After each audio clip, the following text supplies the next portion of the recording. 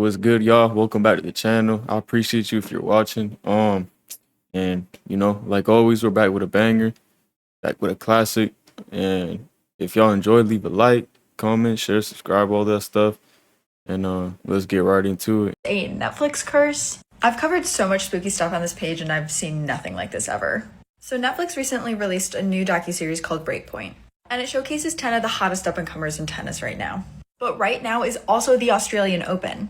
And 0 of the 10 tennis players featured in the docuseries made it to even the second week of the Open.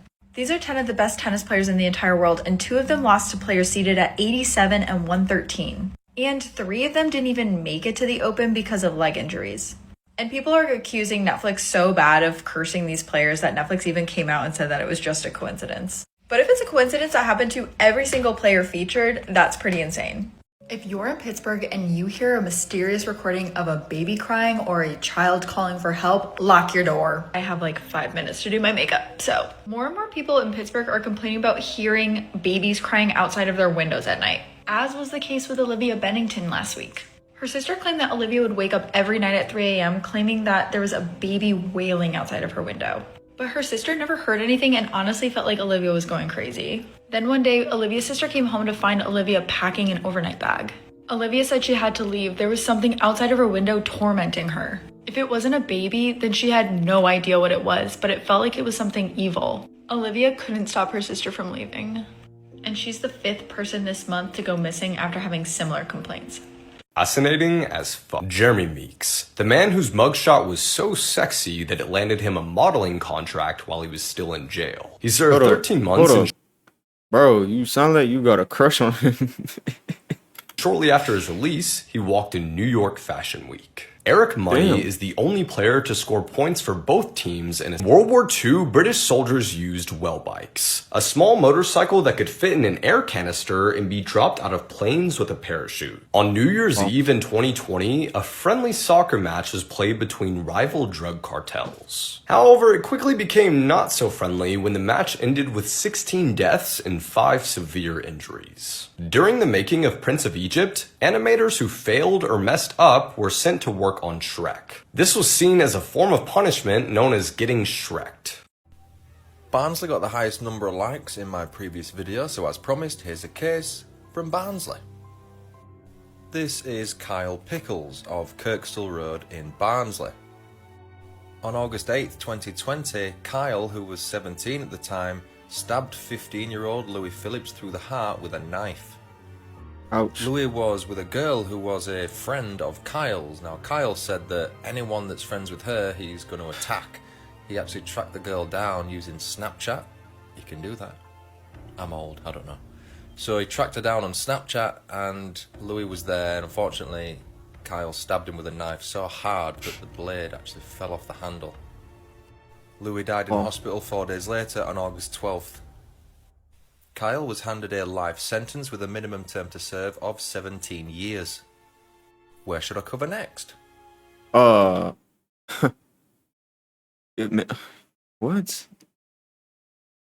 Like, I get it. He's young and all this stuff. But at the end of the day, like, I don't think does it really matter how young you are? Like, if you just decide to track somebody down and stab him through the heart with a knife, does that person really deserve a second chance at life? Like, just put yourself in the shoes of the kid who got stabbed in the heart. Like, come on, does he really deserve to get out after 17 years? You want a case from Middlesbrough, pal? Here's a case from Middlesbrough. This is Gary Vinter. On August 2nd, 1995, Gary Vinter stabbed and killed his work colleague Carl Eden. We only have Gary's testimony to go on, but he says that Carl tried to attack him with a knife and then he attacked him back in retaliation. Carl was stabbed at least 13 times all over his body. Yeah. He got a 12-year sentence, but he was released in 2005. Whilst on day release, he would later meet a lady named Anne White, who he went on to marry. He then stabbed and killed Anne.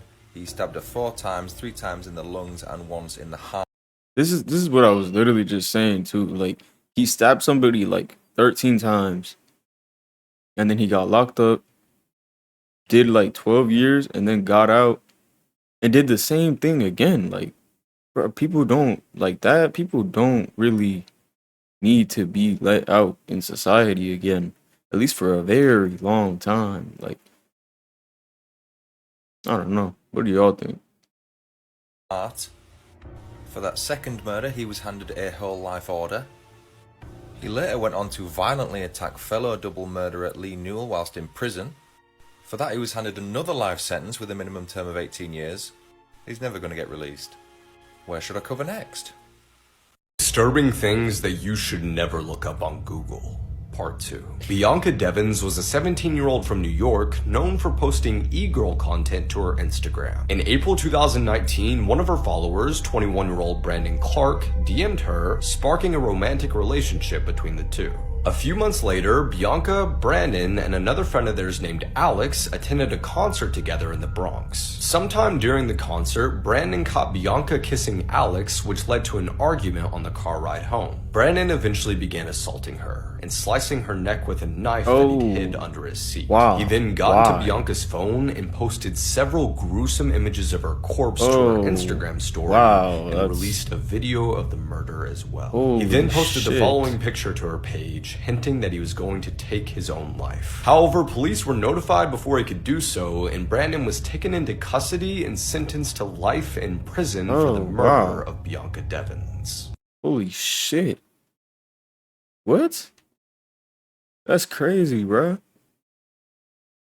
So he murdered her because she was kissing another dude? Like, bro, you can just find another girl, bro. Like, that's not the last woman on the planet, bro. I never understand that shit.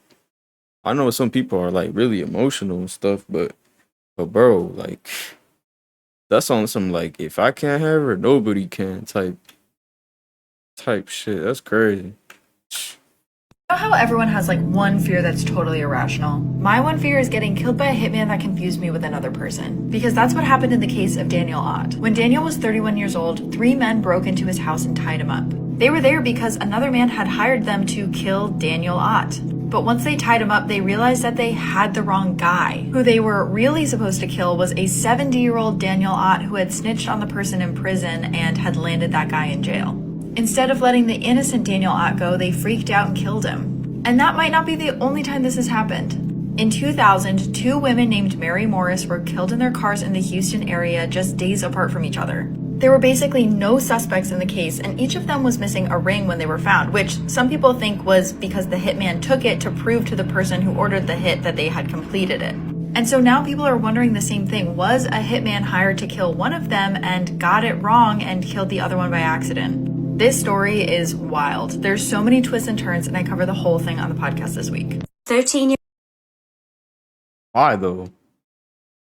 Like, why is a nice little old lady getting taken out by a hitman? That doesn't really make too much sense for an old lady like that. But whatever. year-old is charged with doing the unimaginable to his mum. Irina Garcia was just 39 years old when she was killed in her sleep on the 12th of October. She'd given birth just weeks prior to the horrific incident. It's reported that her 13-year-old son called police to tell them he'd killed his mother. He reportedly told them that there was blood all over and asked for police to come. When he was asked for his address, he stated that he didn't know. Police rushed to the scene and arrested the child.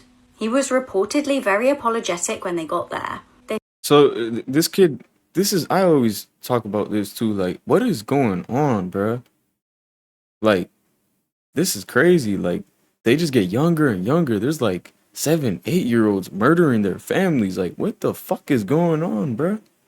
This kid doesn't even know his address, but he murdered his mom. Or was it his mom? Y'all correct me if I'm wrong. I'm sorry. But that's just insane. Like, what makes a child want to do such a horrific thing, bro? That's so crazy. They found his mother deceased next to the cot where her 2-week-old baby was sleeping. Luckily, the baby was unharmed. The 13-year-old will be tried as an adult on first-degree murder charges after the fatal stabbing of his mum.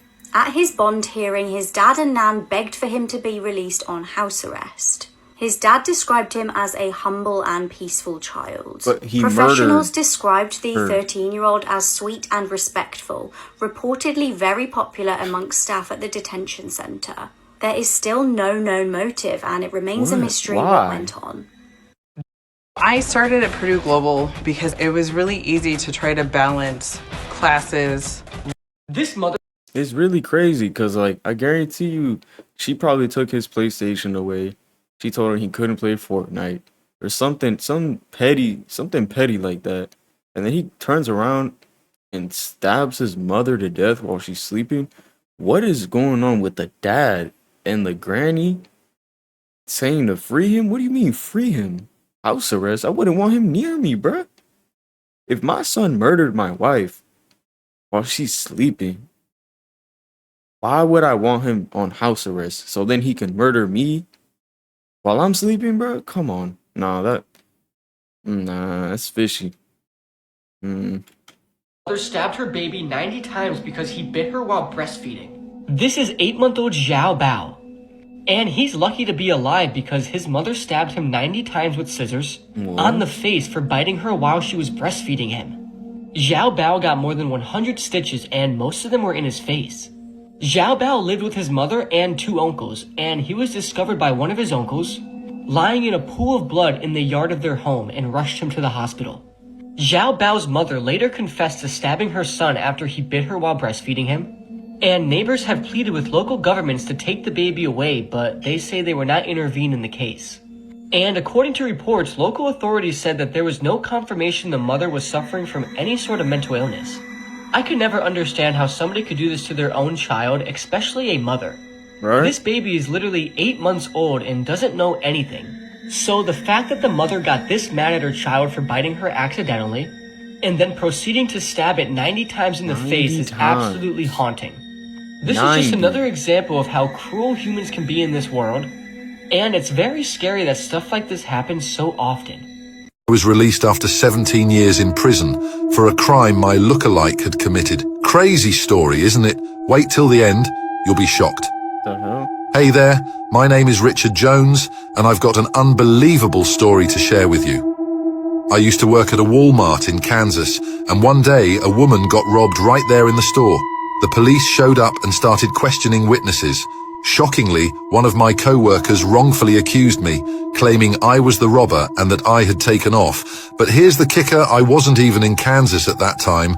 Despite my protests, I got arrested, and without hearing my side of the story, I was sentenced to 19 years in prison. Fast forward 16 years, and I start hearing about this inmate named Ricky Amos, who looks just like me. It hit me.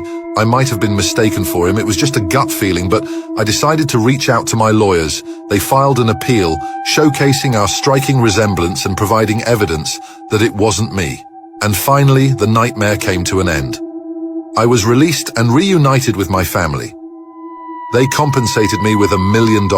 That's it? Do you think that's enough to pay me for the 17 years? That's it, man? If you believe in questioning the justice system and fighting for the truth, See, that's disrespectful, bro.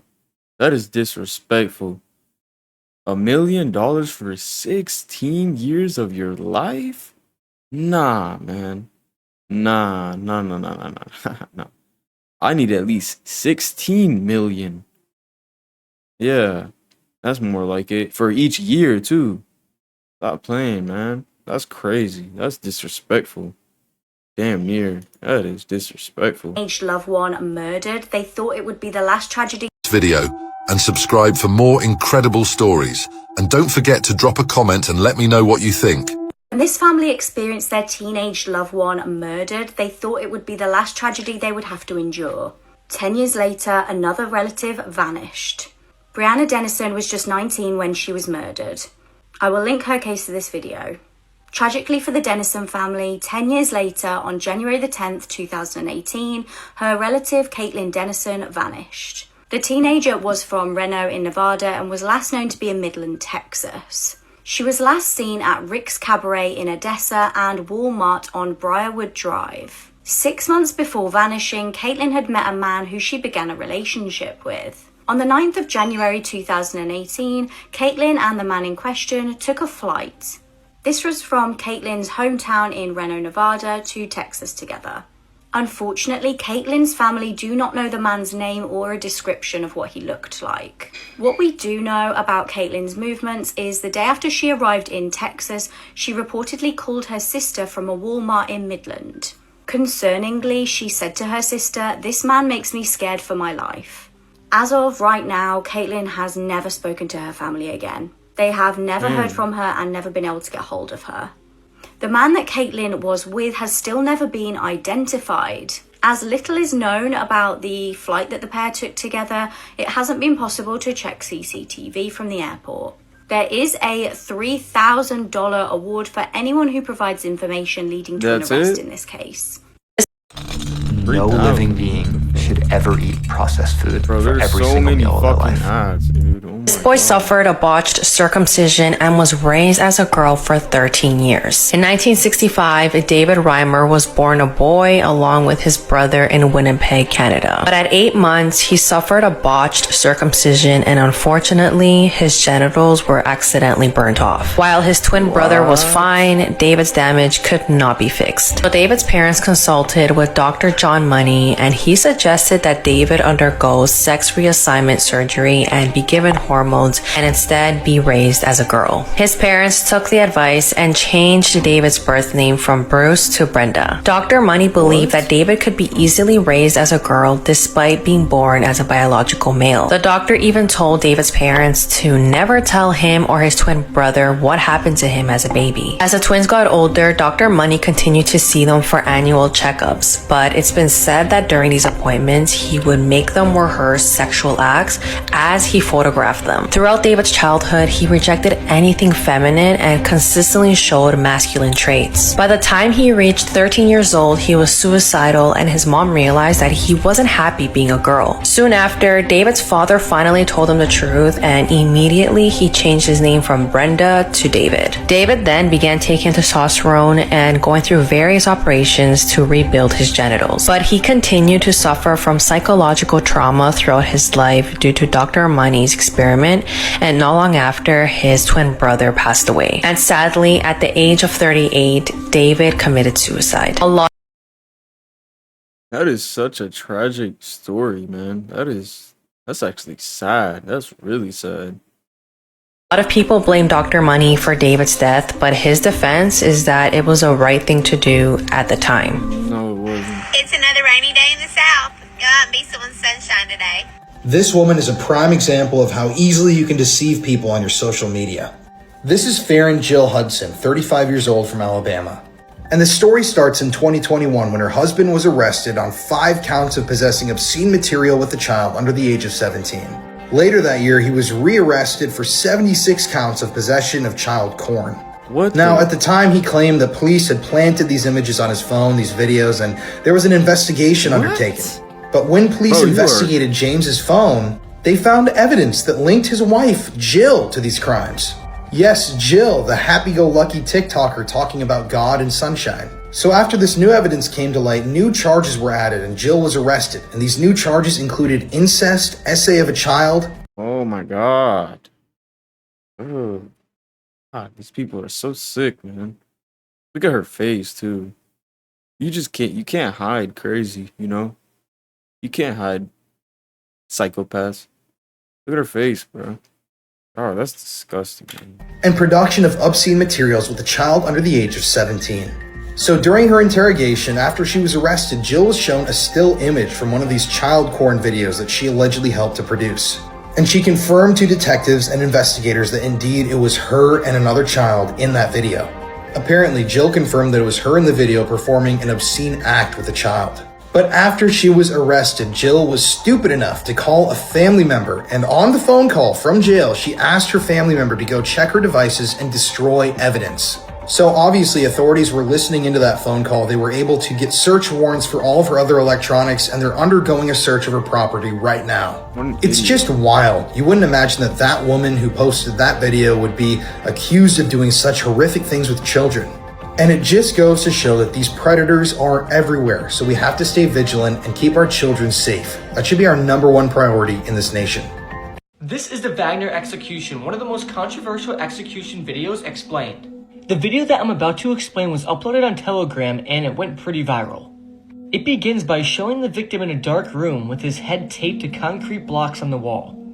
Behind him, a man holding a sledgehammer and wearing camouflage clothes can be seen. Dimitri, who is the victim, then says, "I went to the front part of the Wagner group, but while I was on the front line, I realized this isn't my war. Today, I was on the streets of Dnipro where I was then hit in the head and lost consciousness. And when I woke up, I was in this room where they told me I would be put on trial." After he reads this statement, his head, which is taped to the concrete blocks on the wall, is hit extremely hard by the man with the sledgehammer in the side of his head, which crushes his head completely and causes his body to fall back on his back. The killer then continues to smash into the face of Dimitri over and over. But the weird part about this video, and what makes it extremely controversial, is that a second video was posted of Dimitri claiming that the Wagner group spared his life. He said in Wagner, everyone has the right to correct his mistake. When I got to captivity, I told a lot of stuff, but I'm still ashamed. But it was my only option to stay alive. When I got back from captivity, I brought back valuable intel which saved many lives of our boys, and for that reason I have been forgiven. This has mostly everybody doubting the authenticity of the video, and many people think it's just an attempt to troll the Wagner group, and others suggesting the video might just be completely staged. But whatever the truth is, I doubt we will ever find out. It's just weird that the man that was executed on video was then seen in another video saying that his life was spared. I don't know, it's just odd, but nonetheless, this video is still extremely brutal and graphic, and I don't recommend searching for it.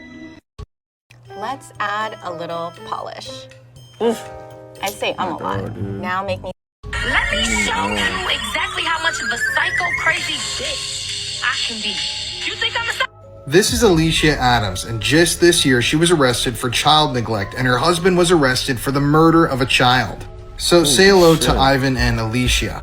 This story is really bizarre and takes some twists and turns, so...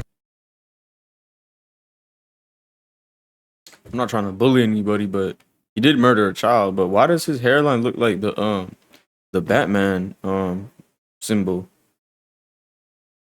Try to follow me here. So in April of 2021, Alicia and Ivan took possession of 2 children. Apparently the 2 kids' mother, Jasmine, just couldn't care for the kids. She didn't want the kids to go to her husband because of prior abuse charges against him. And so she gave her 2 young children to Alicia and Ivan, and they didn't do this through the court system. Apparently, she just signed a piece of paper that they were in possession of that claimed that they could have possession of her kids. It's really weird. So for a while, Alicia and Ivan were apparently good parents to these kids, and they were posting on TikTok. She was posting videos with them. They seemed like this completely normal family, like loving parents. This is Athena Brownfield, the 4-year-old girl that the couple was looking after. And in January of this year, people that lived in the same neighborhood as this family noticed that Athena's sister was out wandering in the street completely alone at night. They called the cops, and the cops made contact with the girl's biological mother, who then told the authorities about her arrangement with these 2. Now, when the cops came to question Alicia and Ivan about the whereabouts of the other 4-year-old girl that they were in possession of, they claimed they didn't really know what had happened. But after the 2 were arrested, Alicia began to confess the entire story. Now, according to her, on Christmas Day 2022, her husband, Ivan, had beaten Athena, a 4-year-old girl that wasn't even their own biological daughter, to death. And he had then driven to their old residence and buried her body in the dirt along the fence line. I'd like to beat him to death, to be honest with you. That shit is so wicked. It's so wicked, man. Like a innocent child, innocent little girl, man, 4 years old. Not just beat her to death, man. Like that shit just infuriates me, man. So police went to that area, they searched the grounds, and they found young Athena's body. Since this case just happened this year, there's no real resolution to the story, but I'm really hoping some hefty prison sentences are handed down, because if there's something I cannot stand on this planet, it's people that hurt children. Well said, yeah. He's gonna have a great time in prison. He's gonna have a great time in prison. Once they find out what he did, yeah, they're gonna beat him to death. beat his insides to death. And young Athena deserved so much better than these two scumbags.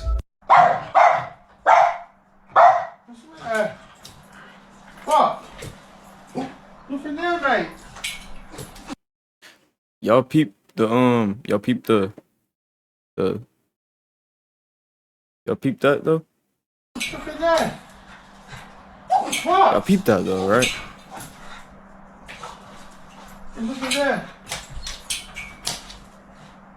This is how a pillowcase solved the mystery of the vanishing student. Bianca Dennison was just 19 years old when she vanished under mysterious circumstances on January the 20th, 2008, the evening before she'd been with a friend at a party in Nevada.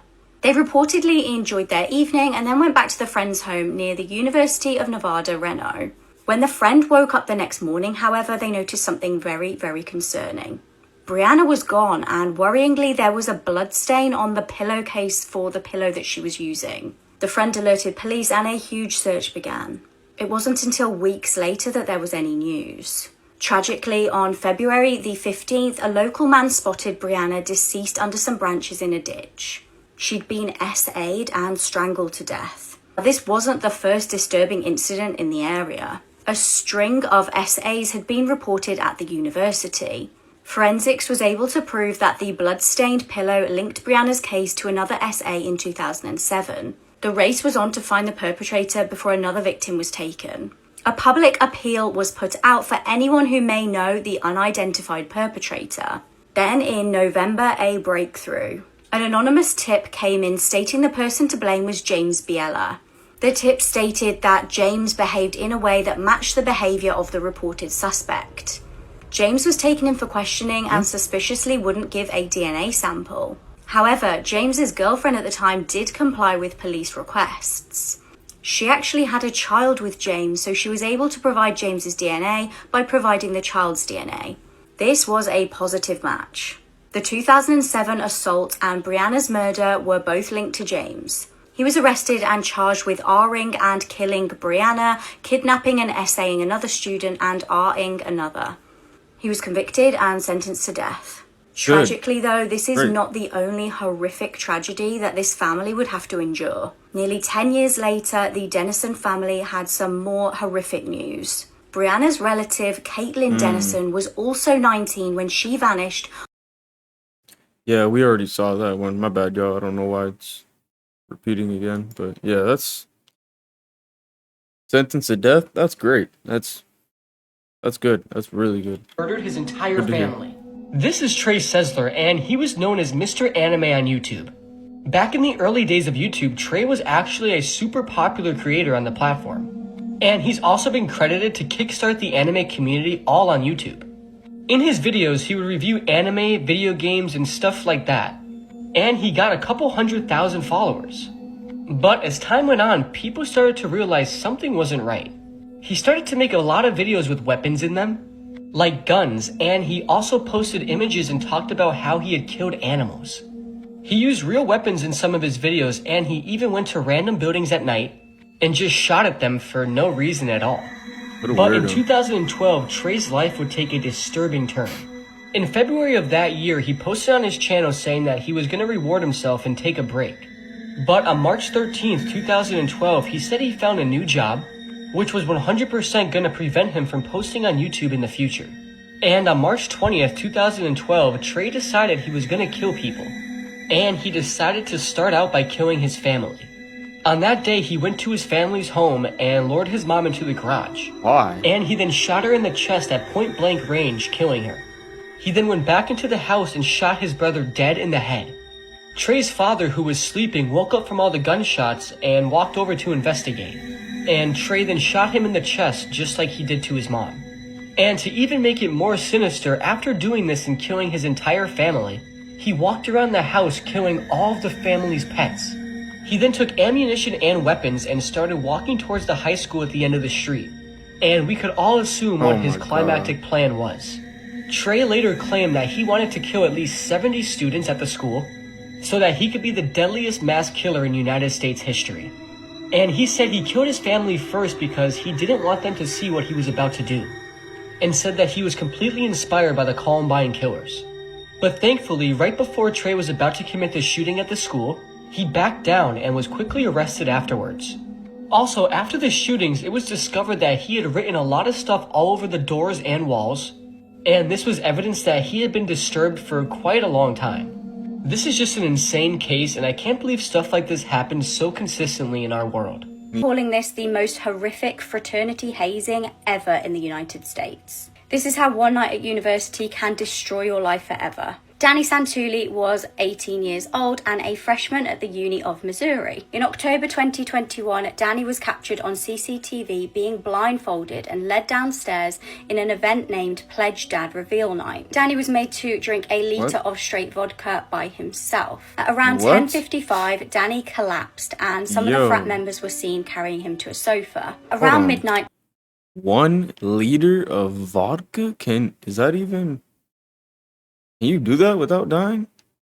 Is that even physically possible? Danny was captured on cameras sliding off the sofa, and shortly after he was found unconscious with blue lips. Shockingly, instead of calling an ambulance for Danny, the frat members piled him into a car, dropping him on the way. They drove him to hospital, but at this point he was already in cardiac arrest. Danny had to be resuscitated and spent the next 6 weeks in intensive care. Prior to this evening, Danny had been left needing stitches and crutches after he'd been forced to climb inside of a bin with broken glass inside. 2 nights before the night in question, Danny broke down in tears on the phone to his sister and told her about how stressed he felt about it all. His family had begged him to quit the pledge, but he didn't want to be ridiculed. This is Danny now. He will need full-time care for the rest of his life. He's now severely brain damaged, is blind, and cannot walk or talk. 2 former students are set to go to trial over this case. If I didn't know this was a true crime case, I would think it was a disturbing horror film. On the morning of the 7th of October 2022, a barefoot woman was running around Excelsior Springs, Missouri, bashing on people's doors. Witnesses describe her looking like she came straight from a horror film and she was calling for help. She'd been beaten, held captive, and SA'd for weeks. The woman was a shocking sight. She was covered in injuries and was wearing a bin bag. Disturbingly, she was gasping for breath as she had a very tight metal collar locked around her neck. It was a nurse who opened the door to her and let her come in. The nurse started to call police, and at this point the woman panicked. She warned her that the captor would kill her and claimed that he had killed her 2 friends. When police got there, the woman explained that a man called Timothy had captured her the month prior. He'd been holding her hostage this whole time. She said he'd been keeping her locked in the basement and had been SAing her. Disturbingly, she told police that he actually had a young son who lived at the house with him. When Timothy had taken his young son to school the one day, she used it as her opportunity to escape. Police made their way to the home of 39-year-old Timothy Hazlitt Jr. and found the property did in fact have a basement like the woman described. Timothy was arrested and is facing 9 charges, including first-degree kidnapping. He's being held on a $3 million bond and faces 5 life sentences. Before his arrest, police were actually called to his address 3 times. Twice they were asked to do welfare checks, and this was from an employer and also family members. Police have searched his home with cadaver dogs and they haven't yet released what they know.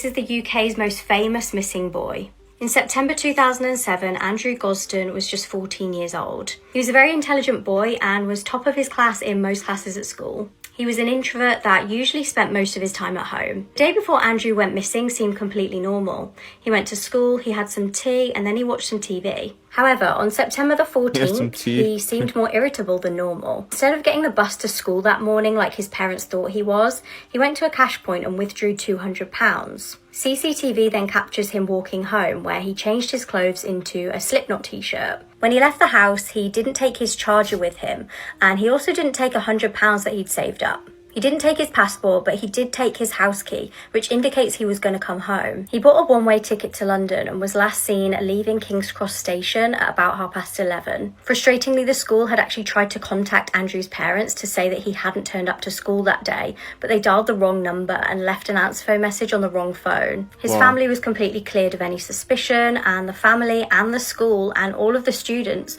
went to London and they were handing out loads of flyers. Weirdly, a year after this incident, a man came to a police station to say that he had information about Andrew. Now, the police station was unmanned, so the person spoke to this man just over an intercom system and sent a police officer down there. Mysteriously, by the time the police officer arrived, the person had vanished. This is what Andrew might look like now, just being the age that he may be if he's still alive. Theories about this case is that he may have gone to London to meet up with someone or go to a concert. Was he lured there by somebody with bad intentions, or was he just going there for the day, gonna come back, and was at the wrong place at the wrong time and somebody did something bad to him? In 2009, the family paid for a search of the River Thames to try and find some sort of closure. The search did find a body, but it wasn't Andrew's.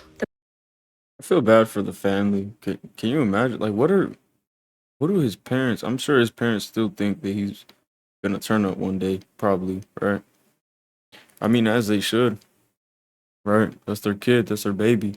But that's I don't know. See, human trafficking and all this crazy stuff is real, very real. But yeah, I don't know. That's sad, man. But hope y'all enjoyed this hope y'all enjoyed this sad video. But yeah, if y'all enjoyed, like, share, subscribe, all that stuff. And I'll see y'all in the next one. Peace out.